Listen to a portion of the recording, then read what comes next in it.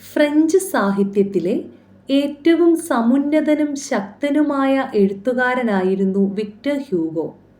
ഫ്രാൻസിലെ റൊമാന്റിക് പ്രസ്ഥാനത്തിൻ്റെ പ്രബലനായ പ്രയോക്താവായിരുന്നു അദ്ദേഹം.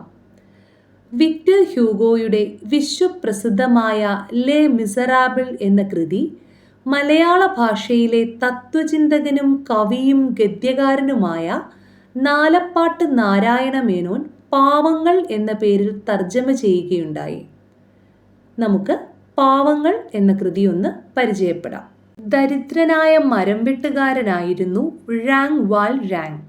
വിധവയായ സഹോദരിയും അവരുടെ 7 മക്കളും അയാളുടെ സംരക്ഷണത്തിലായിരുന്നു. അപ്പോൾ നമ്മുടെ കഥാപാത്രം, കേന്ദ്ര കഥാപാത്രമാണ് ഴാങ് വാൽ ഴാങ്. അദ്ദേഹം ആരായിരുന്നു എന്നാണ് പറഞ്ഞത്? ദരിദ്രനായ എന്ന് വെച്ചാൽ പാവപ്പെട്ട ഒരു മരം വെട്ടുകാരനായിരുന്നു. വിധവയായ സഹോദരി, വിധവ എന്ന് വെച്ചാൽ ഭർത്താവ് മരിച്ച സ്ത്രീയെയാണ് വിധവ എന്ന് പറയുക. ആ വിധവയായ സഹോദരിയും അവരുടെ 7 മക്കളും അയാളുടെ സംരക്ഷണത്തിലായിരുന്നു. അതായത് ഴാങ് വാൽ ഴാങ് ആണ് അദ്ദേഹത്തിൻ്റെ വിധവയായ സഹോദരിയെയും 7 മക്കളെയും സംരക്ഷിച്ചിരുന്നത്. ഒരു മഴക്കാലത്ത് തൊഴിലില്ലാതെ മുഴുപട്ടിണിയിലകപ്പെട്ടപ്പോൾ സഹോദരിയുടെയും കുട്ടികളുടെയും വിശപ്പ് മാറ്റാൻ ബേക്കറിയിൽ നിന്നും അയാൾ ഒരു റൊട്ടി മോഷ്ടിച്ചു. അപ്പോൾ അദ്ദേഹം മരം വെട്ടുകാരനായിരുന്നുവെന്ന് പറഞ്ഞു. അപ്പോൾ ഉറപ്പായും മഴക്കാലമാവുമ്പോൾ അദ്ദേഹത്തിന് ജോലി കാണില്ല. അങ്ങനെ മുഴുപട്ടിണിയിലായപ്പോൾ സഹോദരിയുടെയും കുട്ടികളുടെയും വിശപ്പ് മാറ്റാനായിട്ട് ബേക്കറിയിൽ നിന്നും ഒരു റൊട്ടി മോഷ്ടിച്ചു. ആ കുറ്റത്തിന് 5 വർഷം ശിക്ഷിക്കപ്പെട്ട ഴാങ് വാൽ ഴാങ് 3 തവണ ജയിൽ ചാടി. നിസാരപ്പെട്ട ഒരു കുറ്റം, ഒരു റൊട്ടി മോഷ്ടിച്ചതിന് 5 വർഷമാണ് അദ്ദേഹം ശിക്ഷിക്കപ്പെട്ടത്.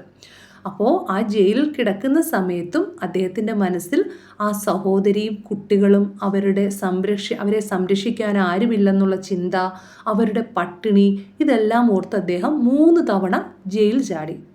അപ്പോൾ വീണ്ടും പിടിച്ച് ജയിലിലിട്ട് അതിൻ്റെ ശിക്ഷയും കൂടിയായി 19 വർഷം ജയിൽ ശിക്ഷ അനുഭവിക്കേണ്ടി വന്നു. ജയിൽ മോചിതനായ അയാൾക്ക് ആരും അഭയം കൊടുത്തില്ല. അപ്പോൾ ജയിലിൽ കിടന്നിട്ട് ഇറങ്ങിയ ആളായതുകൊണ്ട് ആരും അദ്ദേഹത്തിന് അഭയം കൊടുത്തില്ല, ഭക്ഷണം കൊടുത്തില്ല. ഒടുവിൽ ഡി പട്ടണത്തിലെ മെത്രാൻ വിശപ്പും ദാഹവും കൊണ്ട് തളർന്ന അയാൾക്ക് അഭയമേകുന്നു. അങ്ങനെ മെത്രാൻ്റെ വീട്ടിൽ രാത്രി ചെലവഴിക്കുന്ന ഴാങ് വാൽ ഴാങ് എന്താണ് ചെയ്യുന്നതെന്ന് നോക്കാം. ഴാങ് വാൽ ഴാങ് ചെവിയോർത്തു നോക്കി. ഒരൊച്ചയുമില്ല. അയാൾ വാതിലിന് ഒരു ഉന്തു കൊടുത്തു. അകത്ത് കടക്കാൻ നോക്കുന്ന പൂച്ചയുടെ കളവുള്ളതും സ്വസ്ഥതയില്ലാത്തതുമായ സൗമ്യ ഭാവത്തോടുകൂടി അനങ്ങാതെ വിരൽത്തുമ്പുകൊണ്ട് പതുക്കെ അയാൾ വാതിലുന്തി. അപ്പോൾ ഈ ഴാങ് വാൽ ഴാങ് മെത്രാൻ്റെ വീട്ടിൽ ഒരു മോഷണ ശ്രമം നടത്തുന്നതാണ് നമ്മൾ കാണുന്നത്.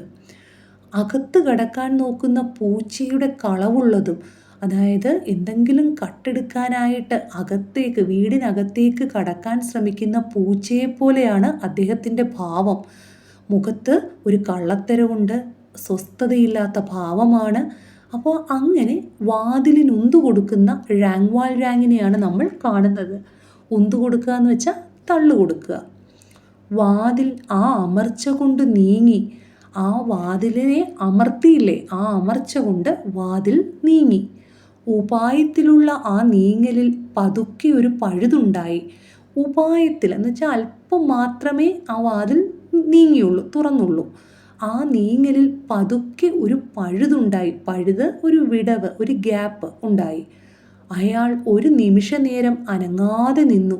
എന്നിട്ട് കുറേ കൂടി ധൈര്യം പിടിച്ച് ഒന്നുകൂടി ഉന്തി എന്ന് വെച്ചാൽ തള്ളി. അത് പിന്നെയും ശബ്ദിക്കാതെ നീങ്ങി. അയാൾക്കകത്തേക്ക് കടക്കാൻ വേണ്ട വിടവായി. പക്ഷേ വാതിലിൻ്റെ അടുത്ത് ഒരു മേശ കിടന്നിരുന്നു. മേശയെന്ന് വെച്ചാൽ ടേബിള്. അതിന്മേൽ വാതിൽ തട്ടി കോണിച്ചു പോയതുകൊണ്ട് അകത്തേക്ക് കടപ്പാനുള്ള വഴി തടയപ്പെട്ടു. അപ്പോൾ ഈ വാതിൽ ഉന്തി തുറക്കുകയാണ് ഴാങ് വാൽ ഴാങ്. ആ വാതിലിൻ്റെ അപ്പുറത്തെ വശത്തായിട്ട് ഒരു മേശ കിടന്നിരുന്നു. ഈ വാതിൽ തള്ളി തുറന്നപ്പോൾ ആ മേശയുടെ സൈഡിൽ പോയി ഇടിച്ചുകൊണ്ടു. അങ്ങനെ അതിങ്ങനെ വളഞ്ഞത് കാരണം വാതിലിങ്ങനെ വളഞ്ഞത് കാരണം അകത്തേക്ക് കടക്കാൻ പ്രയാസമായി. ഴാങ്വാൽ ഴാങ്ങിന് ആ അപകടം മനസ്സിലായി. എന്തു വന്നാലും ശരി, ആ പഴുതൊന്ന് വലുതാക്കി തീർക്കാതെ നിവർത്തിയില്ല. അപ്പോൾ എന്തായാലും അയാൾക്ക് മോഷ്ടിക്കാൻ അകത്ത് കയറിയേ ഒക്കൂ. അപ്പോൾ ആ പഴുത്, ആ ഗ്യാപ്പ് ഒന്ന് വലുതാക്കി തീർക്കാതെ നിവർത്തിയില്ല, രക്ഷയില്ല. അയാൾ മനസ്സുകൊണ്ട് നിശ്ചയിച്ചു. മുമ്പിലത്തെ രണ്ടിനേക്കാളും ഉറപ്പിച്ച് വാതിൽ ഒരുന്തുകൂടി ഉന്തി. ഇക്കുറി എണ്ണ വേണ്ട വിധം കൊടുത്തിട്ടില്ലാത്ത ഒരു തിരിക്കുറ്റി പെട്ടെന്ന് ആ നിശബ്ദതയ്ക്കിടയിൽ നീണ്ടതും ചിലമ്പിച്ചതുമായ ഒരു നിലവിളി പുറപ്പെടുവിച്ചു. അപ്പോൾ മുമ്പിലത്തെ രണ്ടിനേക്കാളും എന്ന് പറഞ്ഞത് 2 പ്രാവശ്യം അയാൾ ആ വാതിൽ ഉന്തി നോക്കിയായിരുന്നു. അപ്പം അതിനേക്കാളും ഉറപ്പിച്ച് ഒന്നുകൂടി ബലത്തിൽ വാതിൽ തള്ളി നോക്കി. ആ പ്രാവശ്യം എണ്ണ വേണ്ട വിധം കൊടുത്തിട്ടില്ലാത്ത ഒരു തിരിക്കുറ്റി. അപ്പോൾ വാതിലിൽ തിരിക്കുറ്റി വെച്ച് ഉള്ള പഴയകാല വാതിലാണത്. അപ്പോൾ എണ്ണ വേണ്ട വിധം കൊടുത്തിട്ടില്ലെങ്കിൽ അതിന് വല്ലാത്ത ഒരു ശബ്ദമായിരിക്കും വരുന്നത്. അപ്പോൾ രാത്രിയിൽ ആ ശബ്ദം കേട്ടാൽ ഉറപ്പായും ഉറങ്ങുന്നവരെല്ലാവരും എഴുന്നേക്കും. അപ്പോൾ ഴാങ്വാൽ ഴാങ് ആ ശബ്ദം കേട്ട് നടുങ്ങി പേടിച്ചുപോയി.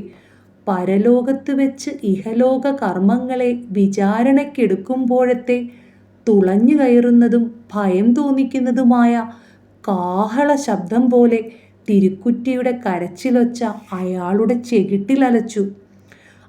നമ്മൾ ഈ ലോകത്തിൽ ജീവിതമൊക്കെ ജീവിച്ച് പരലോകത്ത് ചെല്ലുമ്പോൾ, മരിച്ച് മറ്റൊരു ലോകത്ത് ചെല്ലുമ്പോൾ അവിടെ വെച്ച് നമ്മൾ ചെയ്യുന്ന തെറ്റും ശരിയുമൊക്കെ വിചാരണയ്ക്കെടുക്കും എന്നൊക്കെയാണ് നമ്മളുടെ വിശ്വാസം.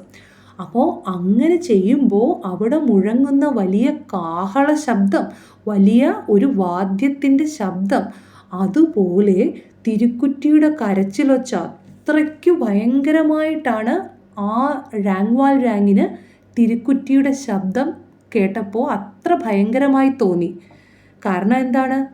ഒരു ചെറിയ തെറ്റിന്, ഒരു വിശപ്പിന് ഒരു റൊട്ടി മോഷ്ടിച്ചതിന് 19 വർഷം ജയിൽ ശിക്ഷ അനുഭവിച്ചു വന്ന ആളാണ് ഴാങ്വാൽ ഴാങ്. അപ്പോൾ ഇനിയും പിടിക്കപ്പെട്ടാൽ ഇനി അദ്ദേഹത്തിന് ജീവിതത്തിൽ പുറം ലോകം കാണാൻ പറ്റില്ല. പക്ഷേ നേരത്തെ ഉണ്ടായിരുന്ന ആ പ്രശ്നം എന്താണ്? വിധവയായ സഹോദരിയും 7 മക്കളും. അവർക്ക് വിശപ്പിനുള്ളതും സംരക്ഷിക്കാനുള്ളതും ഒന്നും അദ്ദേഹത്തിന് ഇപ്പോഴും ആയിട്ടില്ല. ജയിലിൽ നിന്നിറങ്ങിയിട്ട് ആരും അഭയം കൊടുക്കുന്നില്ല, ഭക്ഷണം കൊടുക്കുന്നില്ല. അതുകൊണ്ടാണ് വീണ്ടും അഭയം കൊടുത്ത വീട്ടിൽ തന്നെ മോഷണ ശ്രമം നടത്തുന്നത്. അപ്പോൾ വീണ്ടും പിടിക്കപ്പെടുക എന്നുള്ളത് അദ്ദേഹത്തെ സംബന്ധിച്ച് ചിന്തിക്കാൻ പോലും പറ്റില്ല. അതുകൊണ്ടാണ് തിരുക്കുറ്റിയുടെ ആ ഒരു ശബ്ദത്തെ ഇത്ര ഭയങ്കരമായി അദ്ദേഹത്തിന് തോന്നിയത്. ആദ്യത്തെ അമ്പരപ്പിലും പരിഭ്രമത്തിലും അയാൾക്ക് ആ വാതിൽ തിരുക്കുറ്റി പെട്ടെന്ന് ജീവൻ പൂണ്ടതായും അത് പെട്ടെന്ന് ഒരു ഭയങ്കര ജീവിതം കൈക്കൊണ്ട് ഒരു നായയെപ്പോലെ എല്ലാവരെയും എഴുന്നേൽപ്പിക്കുവാനും കിടന്നവരെയെല്ലാം ഉണർത്തി അപകടം അറിയിക്കുവാനും വേണ്ടി കുരയ്ക്കുന്നതായും ഏതാണ്ട് തോന്നി. അയാൾ വിറച്ചുകൊണ്ടും പരിഭ്രമിച്ചുകൊണ്ടും കുറച്ചിട അനങ്ങാതെ നിന്നു. കാൽ പെരുവിരലുകളുടെ തുമ്പത്ത് നിന്ന് മടമ്പുകളിലേക്ക് പിന്നോക്കം വീണു. അപ്പോൾ ആ ശബ്ദം ആദ്യം കേട്ടപ്പോൾ അദ്ദേഹത്തിന് പരലോകത്ത് വെച്ച് ഇഹലോക കർമ്മങ്ങളെ വിചാരണയ്ക്കെടുക്കുമ്പോൾ കേൾക്കുന്ന വലിയ കാഹള ശബ്ദം പോലെയാണ് തോന്നിയത്. പിന്നെന്താ തോന്നിയത്? ആ തിരുക്കുറ്റി ഒരു നായയെപ്പോലെ ജീവൻ വെച്ച് എല്ലാവരെയും കുരച്ചുണർത്തുന്നത് പോലെ, അല്ലേ? രാത്രിയിൽ പട്ടിയുടെ കുര കേൾക്കുമ്പോൾ, നായയുടെ കുര കേൾക്കുമ്പോൾ എല്ലാവരും ഉണരും, അല്ലേ? കള്ളന്മാർ വന്നാൽ ആദ്യം വീട്ടുകാരെ വിളിച്ചുണർത്തുന്നത് നായയാണ്. അപ്പോൾ അതുകൊണ്ടാണ് അങ്ങനെ പറഞ്ഞത്, അല്ലേ? ഒരു നായ, അപ്പം ഒരു കള്ളനെ സംബന്ധിച്ച്, ഒരു മോഷ്ടാവിനെ സംബന്ധിച്ച് നായയുടെ ശബ്ദവും പേടി ഉളവാക്കുന്നതാണ്, അല്ലേ? അപ്പോൾ അതുകൊണ്ടാണ് ആ തിരുക്കുറ്റി ഒരു ഭ്രാന്തൻ നായയെപ്പോലെ കുരച്ച് ബഹളം വെക്കുന്നതായിട്ടാണ് ഴാങ്വാൽ ഴാങ്ങിന് തോന്നിയത്. എന്നിട്ട് കാൽ പെരുവിരലുകളുടെ തുമ്പത്ത് ആ വിരലെ കുത്തി നിന്നാണ് ഇതിന് ശ്രമിച്ചുകൊണ്ടിരുന്നത്. എന്നിട്ട് മടമ്പെന്ന് വെച്ചാൽ ഉപ്പൂറ്റിയിലേക്ക് ആ വിരലിൽ കുത്തി നിന്ന് ചെയ്തുകൊണ്ടിരുന്ന ആൾ നേരെ ഉപ്പൂറ്റിയിലേക്ക് കുത്തി നിന്നു. 2 ചെന്നിക്കുമുള്ള രക്തനാഡികൾ കൊല്ലൻ്റെ 2 കൂടങ്ങൾ പോലെ ആഞ്ഞടിക്കുന്നത് അയാൾ കേട്ടു. 2 ചെന്നി എന്ന് വെച്ചാൽ നെറ്റിയുടെ ഇരുവശവും അവിടെയുള്ള രക്തനാഡികൾ, ഞരമ്പുകൾ അമിതമായ മാനസിക പിരിമുറുക്കം വരുമ്പോൾ കിടന്ന് പിടയ്ക്കുന്നത് പോലെ നമുക്ക് തോന്നും ആ ഞരമ്പുകൾ. അപ്പോൾ അതിനെ എന്തായിട്ടാണ് പറഞ്ഞേക്കുന്നത്? കൊല്ലൻ എന്ന് വെച്ചാൽ ഇരുമ്പ് പണിക്കാരൻ. കൊല്ലൻ്റെ 2 കൂടം പണിയായുധമാണ്. അപ്പം ആ കൂടം അതിരിക്കുന്നത് ചുറ്റികയുടെ ആകൃതിയിലാണ് ഇരിക്കുന്നത്. ആ കൂടം വെച്ച് ആഞ്ഞടിച്ചാണ് ഇരുമ്പിനെ പാകപ്പെടുത്തിയെടുക്കുന്നത്. അപ്പം അതുപോലെ കൂടം വെച്ച് ആഞ്ഞടിക്കുന്നത് പോലെയാണ് ആ ഞരമ്പ് കിടന്ന് പിടയ്ക്കുന്നത് തോന്നിയത്. ഒരു ഗുഹയിൽ നിന്നും പുറപ്പെടുന്ന കാറ്റിൻ്റെ ഇരമ്പിച്ചയോടുകൂടി അയാളുടെ മാറിടത്തിൽ നിന്നും ശ്വാസാവേഗം തള്ളി വന്നു. അപ്പം രാൽവാൽരാങ്ങിൻ്റെ ശ്വാസോച്ഛ്വാസം എന്തുപോലെയാണ്? ഗുഹയിൽ നിന്നും കാറ്റ് ഒരു ഇരമ്പിച്ചയോടുകൂടി പുറത്തേക്ക് വരുന്നത് പോലെ. ആ ശുണ്ഠി പിടിച്ച തിരിക്കുറ്റിയുടെ ഭയങ്കരമായ ഗർജനഘോഷം ഒരു ഭൂകമ്പത്തിൻ്റെ കുലുക്കം പോലെ വീട്ടിലുള്ളവരെയെല്ലാം ഉണർത്തി ലഹള കൂട്ടാതിരിക്കാൻ നിർവാഹമില്ലെന്ന് അയാൾക്ക് തോന്നി.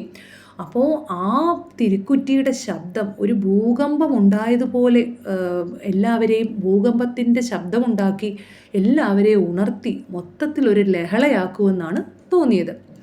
അയാൾ ഉന്തിയ വാതിൽ വരാൻ പോകുന്ന അപകടമറിഞ്ഞു കൂക്കുവിളി കൂട്ടി. അപ്പോൾ ആ വാതിൽ ശക്തമായി തുറന്ന ശേഷവും അതിങ്ങനെ ചെറുതായി ചലിച്ചുകൊണ്ടിരുന്നു. അപ്പോൾ ആ ശബ്ദത്തെ പറയുകയാണ് മുൻകൂട്ടി വരാൻ പോകുന്ന അപകടം മുൻകൂട്ടി അറിഞ്ഞു കിടന്ന് കൂക്കുവിളിക്കുകയാണെന്ന്. ആ വയസ്സൻ ഇപ്പോൾ കടന്നെഴുന്നേൽക്കും. മെത്രാനെയാണ് വയസ്സനെന്ന് പറഞ്ഞത്. ആ 2 വൃദ്ധ സ്ത്രീകളും, ഒന്ന് അവരുടെ സഹായത്തിന് വേണ്ടി ഒരു സ്ത്രീ അവിടെ ഉണ്ട്, മറ്റേത് സഹോദരി. ആ 2 വൃദ്ധ സ്ത്രീകളും ഉറക്കെ നിലവിളിക്കും. ആളുകളെല്ലാം സഹായത്തിന് ഓടിയെത്തും. 1/4 മണിക്കൂർ കൊണ്ട് പട്ടണം മുഴുവൻ ഇളകി മറിഞ്ഞ് ലഹളയായി പോലീസുകാർ ചാടി വീഴും. 2 നിമിഷത്തേക്ക് അയാൾ തൻ്റെ കാര്യം പോയി എന്ന് തീർച്ചപ്പെടുത്തി. അപ്പോൾ ഇവരെല്ലാവരും കൂടെ ഉണർന്ന് ആകെ പ്രശ്നമായി പോലീസ് വന്ന് എന്നെ പിടിച്ചുകൊണ്ട് പോകും. ആ ഭയം കൊണ്ട് രാൽവാൽരാങ് എങ്ങനെയായി? ഉപ്പുകൊണ്ടുള്ളൊരു പ്രതിമ പോലെ അയാൾ നിന്നേടത്ത് തന്നെ മിഴിച്ചുകൊണ്ട് നിന്നു. ഉപ്പുകൊണ്ടുള്ള പ്രതിമ, ഏത് സമയവും ഉരുകിത്തീരാവുന്ന ഉപ്പുകൊണ്ടുള്ളൊരു പ്രതിമ പോലെ. ഇതെല്ലാം ആലോചിച്ച് കുറച്ച് സമയം അനങ്ങാതെ നിന്നു. ഒന്ന് അനങ്ങുവാൻ അയാൾക്ക് ധൈര്യമുണ്ടായില്ല. അനവധി നിമിഷങ്ങൾ കഴിഞ്ഞു.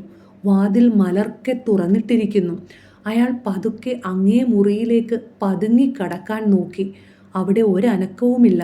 അയാൾ ചെവി ഓർത്തു. ആ വീട്ടിലെങ്ങും ഒരനക്കത്തിൻ്റെ വട്ടമില്ല. ആ മണ്ണു പിടിച്ച തിരുക്കുറ്റി ഉണ്ടാക്കിത്തീർത്ത ഒച്ചപ്പാട് ഒരു മനുഷ്യനെയും ഉണർത്തിയിട്ടില്ല. അപ്പം രാൽവാൽരാങ് പ്രതീക്ഷിച്ചതുപോലെ ഒന്നും അവിടെ സംഭവിച്ചില്ല.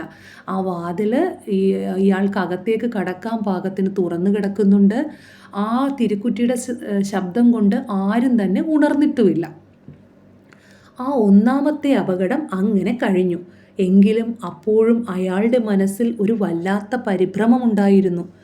ഏതായാലും അയാൾ പിന്നോക്കം വെച്ചില്ല. തൻ്റെ കാര്യം പോയി എന്ന് തോന്നിയിരുന്നപ്പോൾ കൂടി അയാൾ പിന്നോക്കം വയ്ക്കുകയുണ്ടായില്ല. അതായത് എന്ത് പിടിക്കപ്പെട്ടാലും എന്ത് പ്രശ്നം ഉണ്ടായാലും ഞാൻ ചെയ്യാൻ വന്ന കാര്യം ചെയ്തിട്ടേ പോകൂ, എനിക്ക് വേറെ ഒരു നിവൃത്തിയില്ല. അപ്പോൾ പിന്നോക്കം വെച്ചില്ല എന്ന് വെച്ചാൽ തിരിച്ചു പോവുക അങ്ങനൊരു ഉദ്ദേശമോ അല്ലെ ചെയ്യാതിരിക്കുക അങ്ങനൊന്നും ഒരു ഉദ്ദേശവും ഇല്ല.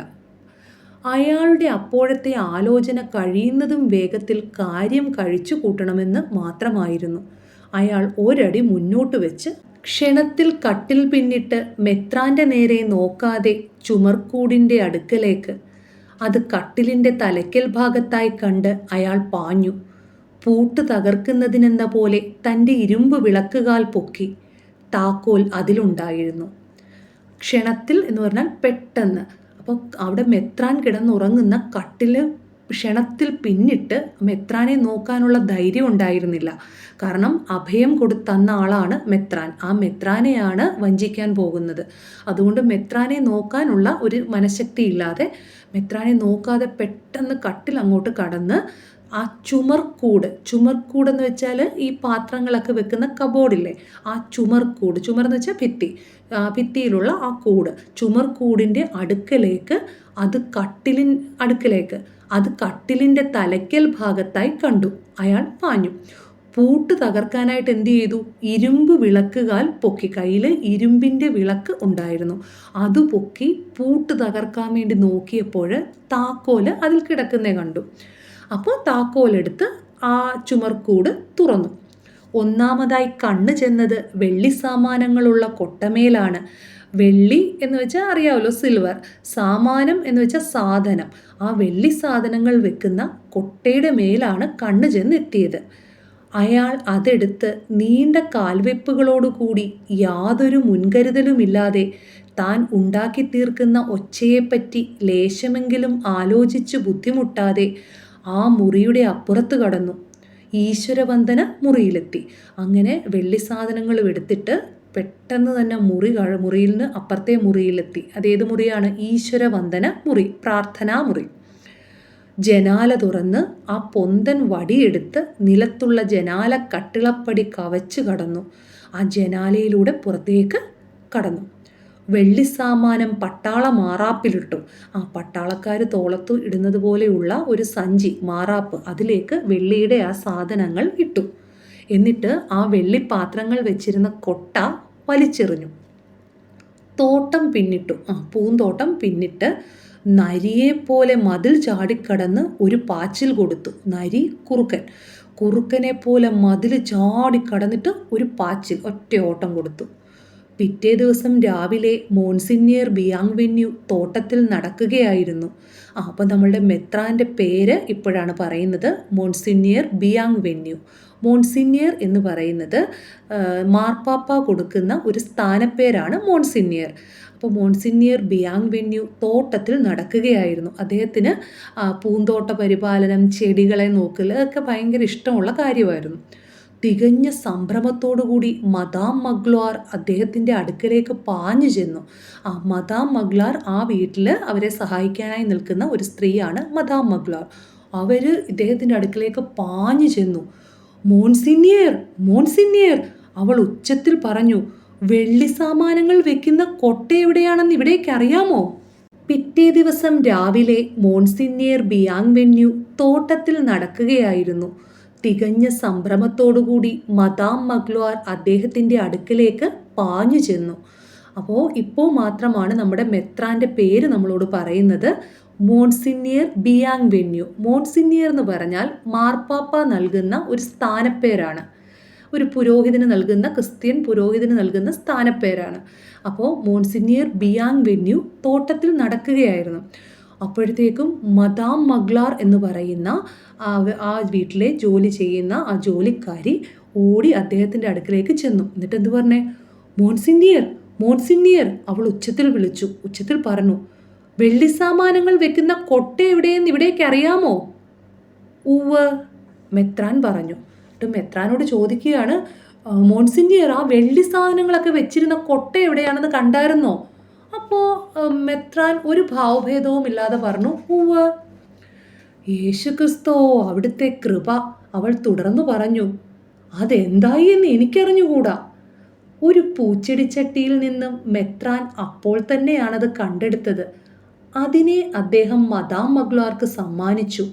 അതിതാ. അതുവ്, അവൾ പറഞ്ഞു, ഉള്ളിലൊന്നുമില്ല, വെള്ളി സാമാനം. ഹോ, മെത്രാൻ മറുപടി പറഞ്ഞു, അപ്പോൾ വെള്ളി സാമാനമാണ് നിങ്ങളെ ബുദ്ധിമുട്ടിക്കുന്നത്. എനിക്കറിഞ്ഞുകൂടാ അത് എവിടെയാണെന്ന്. ഭഗവാനെ, എൻ്റെ ഈശ്വര, അത് കട്ടുപോയി. ഇന്നലെ രാത്രി ഇവിടെ വന്ന മനുഷ്യൻ അത് കട്ടു. അപ്പോൾ മദാം മഗ്ലോർ ഓടി വന്നിട്ട് ചോദിക്കുകയാണ്, ആ വെള്ളി സാധനങ്ങൾ കണ്ടോ? അപ്പോൾ മാത്രമാണ് ആ വെള്ളി സാധനങ്ങൾ വെച്ചിരുന്ന കൊട്ട ആ പൂന്തോട്ടത്തിൽ കിടക്കുന്നത് നമ്മുടെ മെത്രാൻ കണ്ടത്. അപ്പോൾ വളരെ ശാന്തനായിട്ട് അദ്ദേഹം പറഞ്ഞു, അതേ കിടക്കുന്നു എന്ന് പറഞ്ഞു. അപ്പോൾ മദാം മഗ്ലോർ പറയും, ഇതിൻ്റെ അതിലെ വെള്ളി സാധനം എന്തിയേ? അപ്പോൾ ഇതൊന്നും അദ്ദേഹത്തെ ബാധിക്കാത്ത പോലെയായിരുന്നു മെത്രാൻ്റെ മറുപടി. ചൊടിയുള്ള ഒരു വൃദ്ധയുടെ ജാഗ്രതയോടുകൂടി മദാം മഗ്ലോർ ഒരു നിമിഷം കൊണ്ട് ഈശ്വരവന്ദന മുറിയിലേക്ക് പാഞ്ഞു. ക്ഷണത്തിൽ ഉള്ളറയിൽ പോയി മെത്രാൻ്റെ അടുക്കലേക്ക് തന്നെ തിരിച്ചെത്തി. മെത്രാൻ ആ സമയത്ത് കുനിഞ്ഞു നിന്ന് കൊട്ട തടത്തിൽ വീണതുകൊണ്ട് കേടുവന്ന ഒരു പൂച്ചെടിയെ സൂക്ഷിച്ചു നോക്കി വ്യസനിക്കുകയായിരുന്നു. മദാം മഗ്ലോറുടെ നിലവിളി കേട്ട് അദ്ദേഹം നിവർന്നു. മെത്രാൻ വിഷമിച്ചത് വെള്ളിസാധനങ്ങൾ മോഷണം പോയതോർത്തല്ല. അദ്ദേഹം വളരെ കരുതലോടും ശ്രദ്ധയോടും കൂടി പരിപാലിച്ചു വന്ന പൂന്തോട്ടത്തിലെ ഒരു പൂച്ചെടിയുടെ മുകളിലേക്കാണ് രാങ്വാൽ രാങ് അശ്രദ്ധമായി വലിച്ചെറിഞ്ഞ ആ വെള്ളി സാധനങ്ങൾ വെക്കുന്ന കൊട്ട ചെന്ന് വീണത്. അപ്പം ചെടിക്ക് കേടുവന്നത് മാത്രമാണ് അദ്ദേഹത്തെ ദുഃഖിപ്പിച്ചത്. മോൺസിനിയർ, ആ മനുഷ്യൻ ചാടി വെള്ളി സാമാനം കട്ടു. ആരാ ഇത് പറയുന്നേ? മദാം മഗ്വാറിനാണ് അവിടെ വിഷമം വരുന്നത്, വെള്ളി സാധനങ്ങൾ പോയതോർത്തിട്ട്. ഇതുച്ചത്തിൽ വിളിച്ചു പറഞ്ഞതോടുകൂടി അവളുടെ നോട്ടം തോട്ടത്തിൻ്റെ ഒരു മൂലയിലേക്ക് ചെന്നു. മതിൽ ചാടിക്കടന്നതിൻ്റെ അടയാളം അവിടെ കാണാമായിരുന്നു. മതിലിൻ്റെ മുകളിലത്തെ കമഴ്ത്തുകല്ല് പൊളിഞ്ഞിട്ടുണ്ട്. അപ്പം ഇത് പറഞ്ഞുകൊണ്ട് മദാം മഗ്വാർ പരിസരം മൊത്തം ഇങ്ങനെ നോക്കുകയാണ്, വീക്ഷിക്കുകയാണ്. അപ്പോഴാണ് മതിലിൻ്റെ മുകളിൽ വെച്ചിരുന്ന ഒരു കമിഴ്ത്ത് കല്ല്, മതിലിൻ്റെ മുകളിലായിട്ട് ഈ കമിഴ്ത്ത് ഓടൊക്കെ വെക്കാറുണ്ട്, അപ്പോൾ അങ്ങനെ വെച്ചിരുന്ന ഒരു കല്ല് പൊളിഞ്ഞിട്ടുണ്ട്. അപ്പോൾ അതിൻ്റെ അർത്ഥം അതുവഴിയാണ് രാങ്വാൽ രാങ് ചാടിപ്പോയത് എന്നാണ്. നിൽക്കൂ, അതാ അവൻ പോയിട്ടുള്ള വഴി. അവൻ അതിലെ കോഷ്വിലെ ഇടവഴിയിലേക്ക് എടുത്തു ചാടി. ഹാ, എന്തൊരു ഗ്രഹപ്പിഴ! അവൻ നമ്മുടെ വെള്ളി സാമാനം കട്ടു. അപ്പോൾ അവൻ അവിടെ കൂടിയാണ് എടുത്തു ചാടി ഇടവഴിയിലൂടെ ഓടി രക്ഷപ്പെട്ടത്, നമ്മുടെ വെള്ളി സാധനവും എടുത്തുകൊണ്ട്. മെത്രാൻ ഒരു നിമിഷ നേരത്തേക്ക് ഒന്നും മിണ്ടാതെ നിന്നു. തൻ്റെ സഗൗരവമായ ദൃഷ്ടിയെ അദ്ദേഹം മേൽപോട്ടുയർത്തി സൗമ്യ സ്വരത്തിൽ മദാം മഗ്വാറോട് പറഞ്ഞു, അപ്പോൾ ഒന്നാമത്, ആ വെള്ളി സാമാനം നമ്മുടെ ആയിരുന്നുവോ? മദാം മഗ്വാർ മിണ്ടാതെയായി. കാരണം എന്താണ് ഈ മെത്രാൻ പറയുന്നത്? നമ്മുടെ അല്ലായിരുന്നോ? പിന്നെ എന്തുവാ ഈ മെത്രാൻ ഈ പറയുന്നത് എന്നാണ് മദാം മഗ്വാർ ചിന്തിച്ചത്. പിന്നെയും കുറച്ചിട ആരും ശബ്ദിച്ചില്ല. പിന്നീട് മെത്രാൻ തുടർന്നു പറഞ്ഞു, മദാം മഗ്വാർ, ഞാൻ ആ വെള്ളി സാമാനം വളരെ കാലം സൂക്ഷിച്ചു പോന്നത് ഒരിക്കലും ശരിയായിട്ടല്ല. അത് പാവങ്ങളുടെയാണ്. ആ വന്ന മനുഷ്യൻ ആരായിരുന്നു? കാഴ്ചയിൽ തന്നെ ഒരു പാവം. ഇങ്ങനെ മെത്രാൻ പറഞ്ഞതുകൊണ്ട് എന്താ അർത്ഥമാക്കുന്നത്? ഞാൻ ചെയ്തതാണ് തെറ്റ്. കാരണം പണ്ടേ അത് അർഹതപ്പെട്ട ഏതെങ്കിലും പാവങ്ങൾക്ക് കൊടുത്തിരുന്നെങ്കിൽ അവരുടെ ആവശ്യങ്ങൾ നടന്നു പോയേനെ. വെറുതെ ഇത്രയും നാളും അത് സൂക്ഷിച്ചു വെച്ച എൻ്റെ ഭാഗത്താണ് തെറ്റ് എന്നാണ് മെത്രാൻ പറഞ്ഞത്. മദാം മഗ്വാർ ഇതെല്ലാം കേട്ട് അന്തം വിട്ട് നിൽക്കുകയാണ്. കുറച്ചു നേരം കൂടി കഴിഞ്ഞപ്പോൾ തലേ ദിവസം രാത്രി രാങ്വാൽ രാങ് ഭക്ഷണം കഴിച്ചത് എവിടെ വെച്ചോ ആ മേശപ്പുറത്ത് വെച്ച് തന്നെ അദ്ദേഹം പ്രാതൽ കഴിക്കുകയായി. അങ്ങനെ പ്രാതൽ കഴിക്കുന്നതിനിടയ്ക്ക് മോൺസിനിയർ വെൽക്കം അവിടെ മിണ്ടാതെ ഇരുന്ന തൻ്റെ സഹോദരിയോടും പുറത്തേക്ക് ശബ്ദം കേൾക്കാതെ എന്തോ പിറുപിറുക്കുന്ന മദാം മഗ്വാറോടുമായി ആഹ്ലാദപൂർവ്വം അഭിപ്രായപ്പെട്ടു. അതായത് കുറച്ചു നേരം കഴിഞ്ഞപ്പോൾ തലേ ദിവസം ഇവർ ഒരുമിച്ചിരുന്നായിരുന്നു ഭക്ഷണം കഴിച്ചിരുന്നത്. ആ മേശപ്പുറത്ത് ആ ടേബിളിൽ വെച്ച് തന്നെ മെത്രാനും സഹോദരിയും മദാം മഗ്വാറും കൂടി പ്രാതൽ കഴിക്കുകയായി. പ്രാതൽ പ്രഭാത ഭക്ഷണം, ബ്രേക്ക്ഫാസ്റ്റ്. അങ്ങനെ കഴിക്കുന്നതിനിടയ്ക്ക് മോൺസിനിയർ വെൽക്കം, അവിടെ മോൺസിനിയർ വെൽക്കം എന്ന് പറഞ്ഞിരിക്കുന്നത് ബിയാങ്വെന്യൂ എന്ന ഫ്രഞ്ച് വാക്കിന് വെൽക്കം എന്നാണ് അർത്ഥം. അപ്പം മോൺസിനിയർ വെൽക്കം എന്ന് പറഞ്ഞിരിക്കുന്നത് മോൺസിനിയർ ബിയാങ്വെന്യൂ. അപ്പോൾ അങ്ങനെ അവിടെ കൂടെ ഇരുന്ന് ഭക്ഷണം കഴിക്കുന്ന സഹോദരിയോടും താൻ എന്തൊക്കെയോ പിറുപിറുത്തോണ്ടാണ് മദാം മഗ്വാർ അപ്പോഴും ഇരിക്കുന്നത്, അവരോടായിട്ട് അദ്ദേഹം എന്തോ പറഞ്ഞു. എന്താണെന്ന് നോക്കാം. ഒരു കഷ്ണം അപ്പം ഒരു കോപ്പ പാലിലെടുത്ത് മുക്കുന്നതിന് ഒരാൾക്ക് മരം കൊണ്ടുള്ള മുള്ളും കയ്യിലും കൂടി ആവശ്യമില്ല. നമുക്കൊരു കപ്പ് പാല്, ആ പാലിൽ ഒരു കഷ്ണം അപ്പം മുക്കി കഴിക്കുന്നതിന് സത്യത്തിൽ ഈ മുള്ളും കയ്യിലും ഈ ഫോർക്കും സ്പൂണിൻ്റെ ഒന്നും ആവശ്യമില്ല. നമുക്കിങ്ങനെ അതെടുത്ത് കഴിക്കാവുന്നതല്ലേ ഉള്ളൂ. ഒരു തടിയുടെ പാത്രം പോലും അതിനൊന്നും ആവശ്യമില്ല. മെത്രാൻ പറയുന്നതൊന്നും മദാം മഗ്വാറിന് ഉൾക്കൊള്ളാനായില്ല. ഒരു നല്ല വിചാരം തന്നെ, വാസ്തവം. പോകുന്നതിനും വരുന്നതിനും ഇടയ്ക്ക് മദാം മഗ്വാർ തന്നോട് തന്നെ പറഞ്ഞു, ആ നിലയ്ക്കുള്ള ഒരുത്തനെ അകത്തു കടത്തുക എന്നല്ല, അവനവൻ കിടക്കുന്നതിനടുത്ത് കിടത്തുകയും ആ മനുഷ്യൻ കക്കുക മാത്രമല്ലേ ചെയ്തുള്ളൂ. എൻ്റെ ഭഗവാനെ, അത് വിചാരിക്കുമ്പോൾ എനിക്ക് തടി വിറയ്ക്കുന്നു. അപ്പോൾ ഇത്തരത്തിൽ മോഷണ ചിന്തയുള്ള ഒരുത്തനെയാണല്ലോ അകത്ത് തങ്ങളുടെ അടുത്ത മുറിയിൽ കിടത്തിയത്. ആ മനുഷ്യൻ മോഷ്ടിക്കുക മാത്രമല്ലേ ചെയ്തുള്ളൂ എന്നോർക്കുമ്പോൾ അത്ഭുതമാണ്. ഇവരെ ഉപദ്രവിക്കുകയോ കൊല്ലുകയോ ചെയ്തിരുന്നെങ്കിലോ? അതോർത്തിട്ട് തടി വിറയ്ക്കുന്നു, ശരീരം വിറയ്ക്കുന്നു എന്നാണ് മദാം മഗ്വാർ പറഞ്ഞത്. ആ സഹോദരീ സഹോദരന്മാർ പ്രാതൽ കഴിഞ്ഞ് എഴുന്നേൽക്കുമ്പോഴേക്ക് വാതുക്കൽ ഒരു മുട്ട് കേട്ടു. അപ്പോൾ അവർ പ്രഭാത ഭക്ഷണമൊക്കെ കഴിഞ്ഞ് എഴുന്നേൽക്കുമ്പോഴത്തേക്കും വാതുക്കൽ ആരോ മുട്ടുന്നത് കേട്ടു. അപ്പം മെത്രാൻ പറഞ്ഞു, അകത്തേക്ക് വരൂ. വാതിൽ തുറന്നു. അസാധാരണവും സംഭ്രാന്തവുമായ ഒരു ചെറിയ ആൾക്കൂട്ടം ഉമ്മറത്തെത്തി. 3 പേർ കൂടി 4മതൊരാളുടെ കഴുത്തുപട്ടമേൽ പിടികൂടിയിരിക്കുന്നു. ആ 3 പേർ പോലീസുകാരാണ്. മറ്റേ ആൾ രാങ്വാൾ രാങ്ങും, ഒരു മേലധികാരി. ആ 3 പേരുടെയും തലവൻ അയാളാണെന്ന് തോന്നി. വാതിലിൻ്റെ അടുത്ത് നിൽക്കുന്നുണ്ട്. അയാൾ അകത്ത് കടന്ന് ഒരു പട്ടാള സലാം വെച്ചുകൊണ്ട് മെത്രാൻ്റെ അടുക്കലേക്ക് ചെന്നു. അപ്പോൾ ആ വാതിൽ തുറന്നപ്പോൾ കണ്ടത് കുറച്ച് പോലീസുകാർ രാങ്വാൾ രാങ്ങിനെയും കൊണ്ട് വന്നിരിക്കുന്നതാണ്. ആ പോലീസുകാരിൽ ഒരാളെ കണ്ടപ്പോൾ ഒരു മേലധികാരിയാണെന്ന് തോന്നി, സീനിയർ ഓഫീസറാണെന്ന് തോന്നി. അദ്ദേഹം മെത്രാനെ കണ്ടപ്പോൾ ഒരു പട്ടാള സലാമൊക്കെ സല്യൂട്ടൊക്കെ കൊടുത്ത് അടുക്കലേക്ക് ചെന്നു. എന്നിട്ട് ആ മേലധികാരി മെത്രാനെ മോൺസിഞ്ഞേർ എന്ന് അഭിസംബോധന ചെയ്തു. മോൺസിഞ്ഞേർ, അയാൾ പറഞ്ഞു. കുണ്ഠിതപ്പെട്ടും തീരെ അമർന്നു കഴിഞ്ഞുമിരുന്ന രാങ്വാൾ രാങ് ഈ വാക്ക് കേട്ട ഉടനെ അമ്പരന്ന മട്ടിൽ തലപൊക്കി. ഈ കുണ്ഠിതപ്പെട്ടും വളരെയധികം വിഷമിച്ചും തീരെ അമർന്നു കഴിഞ്ഞിരുന്ന വെച്ചാൽ വളരെ അദ്ദേഹത്തിന് കുറ്റബോധവും പിടിക്കപ്പെട്ടതിൻ്റെ ആ ഭീതിയും ഇതെല്ലാം കൊണ്ട് ആകെ അദ്ദേഹം തളർന്നിരുന്നു. അപ്പോഴാണ് മേലധികാരിയുടെ വായിൽ നിന്നും മോൺസിഞ്ഞേർ എന്ന് ഉച്ചരിക്കുന്നത് കേട്ടത്. അപ്പോൾ അതുവരെ നമ്മുടെ രാങ്വാൾ രാങ്ങിന് ഒരു വൃദ്ധൻ എന്നേ ഇദ്ദേഹത്തെ അറിയുമായിരുന്നുള്ളൂ. അപ്പോൾ മാത്രമാണ് മാർപ്പാപ്പ ഒരു പട്ടം നൽകി ആദരിച്ച ഒരു വലിയ സഭാബോധകനാണെന്ന് മനസ്സിലാക്കിയത്. അപ്പോൾ മോൺസിഞ്ഞേർ, അയാൾ മന്ത്രിച്ചു. ആര്? രാങ്വാൾ രാങ് അത് മന്ത്രിച്ചു. പതുക്കെ അത് കേട്ട് ഒന്നും അതുപോലെ തന്നെ പറഞ്ഞു. അപ്പോൾ ഇദ്ദേഹം സഭാബോധകനല്ലേ? മിണ്ടരുത്, പോലീസുകാരൻ പറഞ്ഞു. അവിടുന്ന് മെത്രാൻ തിരുമനസ് കൊണ്ടാണ്. അപ്പോൾ ആ നിമിഷം മാത്രമാണ് രാങ്വാൾ രാങ്ങിന് ഇത് മനസ്സിലായത്, ഇദ്ദേഹം സഭാബോധകനാണെന്ന്. അപ്പോൾ കൂടുതൽ കുറ്റബോധമായി. ഇതുപോലെയുള്ളൊരു പുരോഹിതൻ്റെ വീട്ടിലാണല്ലോ താൻ കയറി ഇത്തരത്തിലുള്ള അക്രമം ചെയ്തതെന്ന് ഓർത്ത്. ഈ ഇടയ്ക്ക് തൻ്റെ വാർദ്ധക്യത്തിന് താങ്ങാനാവുന്നിടത്തോളം വേഗത്തിൽ മോൺസിഞ്ഞേർ ബിയാങ് വെന്യു മുന്നോട്ട് വന്നു. അപ്പോൾ അദ്ദേഹം പ്രായമായൊരു മനുഷ്യനാണ്, പക്ഷേ അദ്ദേഹത്തിന് എത്രത്തോളം വേഗത്തിൽ നടക്കാമോ അത്രയും വേഗത്തിൽ മുന്നോട്ട് വന്നു. എന്നിട്ട് രാങ്വാൾ രാങ്ങിനെ കണ്ടപ്പോൾ എങ്ങനെയാണ് മെത്രാൻ പ്രതികരിച്ചതെന്നല്ലേ? കാരണം ഇത് രാങ്വാൾ രാങ് വിചാരിക്കുന്നത് തന്നെ കുറ്റപ്പെടുത്തും, അവിടെ തലേദിവസം അഭയം തന്നതിനെ ഓർത്ത് അദ്ദേഹം സ്വയം പഴിക്കും എന്നൊക്കെയാണ് വിചാരിച്ചേ. പക്ഷേ പ്രതീക്ഷകളെ തെറ്റിച്ചുകൊണ്ട് മെത്രാൻ വളരെ സന്തോഷത്തോടുകൂടി ഇദ്ദേഹത്തെ കണ്ടപ്പോൾ ആ സന്തോഷവും ഒപ്പം തന്നെ പിന്നെന്താ പറഞ്ഞത് നമുക്ക് നോക്കാം.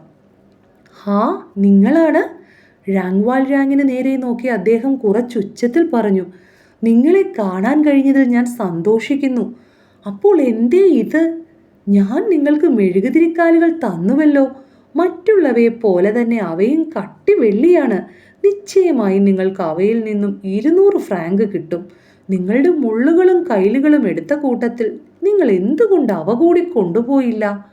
അതായത് പോലീസുകാർ ഇദ്ദേഹത്തെ സംശയാസ്പദമായി കൊണ്ടുവന്നതാണെന്ന് മെത്രാന് മനസ്സിലായി. അപ്പം പോലീസുകാരിൽ നിന്നും രക്ഷിക്കാൻ വേണ്ടി മെത്രാൻ രാങ്വാൾ രാങ്ങിന് ഇത് സമ്മാനമായി നൽകിയതാണ് എന്ന ഭാവേനയാണ് അദ്ദേഹം പ്രവർത്തിച്ചത്. അപ്പോൾ അതുകൊണ്ടാണ് ചോദിക്കുന്നത്, നിങ്ങൾ എന്ത് ഇത് കൊണ്ടുപോകാൻ? ഞാൻ മറന്നുപോയോ? നിങ്ങൾ തിരിച്ചു വന്നത് നന്നായി. ഇതിന് നല്ല വില കിട്ടും, നല്ല വെള്ളിയാണ്. അതൊക്കെ കൊണ്ടുപോയി മറ്റുള്ള വെള്ളിപ്പാത്രങ്ങൾ കൊണ്ടുപോയ കൂട്ടത്തിൽ എന്ത് ഇതുകൂടെ കൊണ്ടുപോകാഞ്ഞേ? ഇത് കേട്ട് രാങ്വാൾ രാങ് ഞെട്ടിപ്പോയി. മനുഷ്യനെ കൊണ്ട് പറഞ്ഞറിയിക്കാൻ നിവൃത്തിയില്ലാത്ത ഒരു ഭാവവിശേഷത്തോടുകൂടി അയാൾ ആ വന്ധ്യനായ മെത്രാനെ തുറച്ചു നോക്കി. വന്ധ്യനായ എന്ന് വെച്ചാൽ ബഹുമാനിക്കപ്പെടേണ്ടവനായ ആ മെത്രാനെ ഇങ്ങനെ തുറച്ചു നോക്കി. ദൈവമേ, എന്താ ഈ പറയുന്നത്? ആ പോലീസ് മേലാൾ പറഞ്ഞു, മോൺസിഞ്ഞേർ, അപ്പോൾ ഈ മനുഷ്യൻ പറഞ്ഞത് വാസ്തവമാണ്. ഞങ്ങൾ ഇയാളെ കണ്ടെത്തി. ചാടിപ്പോകുന്ന ഒരുവൻ്റെ മട്ടിലാണ് ഇയാൾ നടന്നിരുന്നത്. കഥ എന്തെന്നറിയട്ടെ എന്ന് വെച്ച് ഞങ്ങൾ തടഞ്ഞു നിർത്തി. ഈ വെള്ളിസാമാനം ഇയാളുടെ പക്കലുണ്ടായിരുന്നു. അപ്പോൾ അത് കേട്ടപ്പോൾ പോലീസുകാർക്ക് മനസ്സിലായി ഇത് മോഷ്ടിച്ചതല്ല, മെത്രാൻ കൊടുത്തതാണെന്ന്. അതുതന്നെയായിരുന്നു മെത്രാൻ്റെ ഉദ്ദേശവും. അപ്പം മെത്രാൻ പോലീസുകാരനോടായിട്ട് പറഞ്ഞു, അപ്പോൾ ഇയാൾ പറഞ്ഞിരിക്കും, രാത്രി താൻ കഴിച്ചുകൂട്ടിയ ഒരു വൃദ്ധ മതാചാര്യൻ്റെ അടുക്കൽ നിന്നും തനിക്ക് കിട്ടിയതാണ് ഈ സമ്മാനമെന്ന്. അങ്ങനെയല്ലേ? എനിക്ക് കാര്യം മനസ്സിലായി. അപ്പോൾ നിങ്ങൾ അയാളെ പിടിച്ചും കൊണ്ട് ഇങ്ങോട്ട് പോന്നു. ഒരു തെറ്റുപറ്റിപ്പോയതാണ് എന്ന് മെത്രാൻ പറയും. അങ്ങനെ ആ ആക്കപ്പെട്ട് ജയിലിലേക്ക് പോവേണ്ടിയിരുന്ന ഴാങ്വാൽ ഴാങ്ങിനെ മെത്രാൻ്റെ വലിയ മനസ്സ് രക്ഷിക്കുകയാണ്. അങ്ങനെയാണെങ്കിൽ ഞങ്ങൾക്ക് ഇയാളെ വിട്ടയക്കാം, ആ പോലീസ് ഉദ്യോഗസ്ഥൻ മറുപടി പറഞ്ഞു. തീർച്ചയായും, മെത്രാൻ പറഞ്ഞു. പോലീസുകാർ ഴാങ്വാൽ ഴാങ്ങിനെ വിട്ടു. അയാൾ ഒന്ന് മാറി നിന്നു. എന്നെ വിടാൻ പോകുന്നു എന്നുള്ളത് വാസ്തവം തന്നെയോ? ഏതാണ്ട് പുറത്തേക്ക് കേൾക്കാത്ത ഒരൊച്ചയിൽ ഉറക്കത്തിനിടയിൽ സംസാരിക്കുന്ന വിധം അയാൾ പറഞ്ഞു. അതെ, നിന്നെ വിട്ടിരിക്കുന്നു. നിനക്ക് മനസ്സിലായില്ലേ? പോലീസുകാരുടെ കൂട്ടത്തിൽ ഒരാൾ പറഞ്ഞു. സ്നേഹിത, നിങ്ങൾ പോകുന്നതിന് മുമ്പ് ഇതാ നിങ്ങളുടെ മെഴുകുതിരിക്കാലുകൾ എടുക്കാം, മെത്രാൻ പറയാൻ തുടങ്ങി.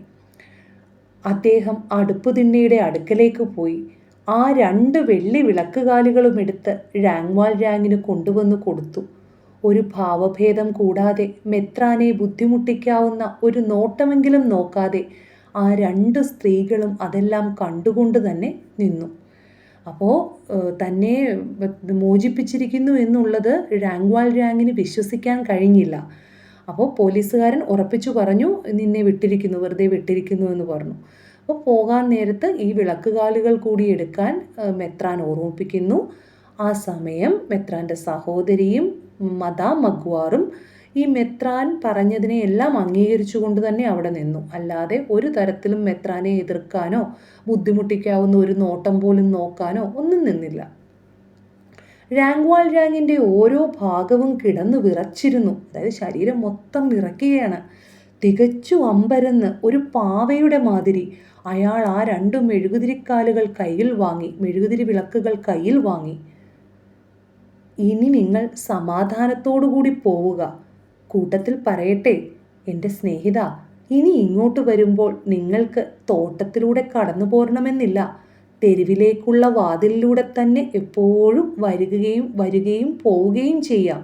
രാത്രിയും പകലും ഒരു നീക്കിയിരിക്കുന്നത് കൂടാതെ അതൊരിക്കലും പൂട്ടുകയില്ല.